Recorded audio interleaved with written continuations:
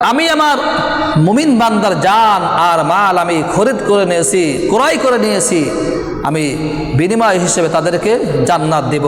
এই ওয়াদা আল্লাহ রাব্বুল আলামিন তিনি করেছেন।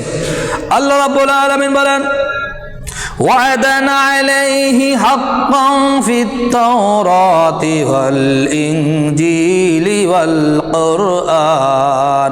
আল্লাহ তাআলা এই ওয়াদা করেছেন, যদি মুমিন বান্দা তার জান আর মাল আল্লাহর রাব্বুল আলামিনের রাস্তায় আল্লাহর জন্য বিক্রয় করে দেয়, আল্লাহর রাস্তায় বিলিয়ে দেয়, আল্লাহর রব্বুল আলামিন যেখানে তার জান আর মাল ব্যয় করলে আল্লাহ রব্বুল আলামিন খুশি হয়ে যায়, এমন রাস্তায় যদি মুমিন বান্দা তারা জান আর মাল বিক্রয় করে দিতে পারে, আল্লাহ রব্বুল আলামিন তার জন্য ওয়াদা করেছেন যে আল্লাহ তাআলা অবশ্যই তাকে জান্নাত দিবেন।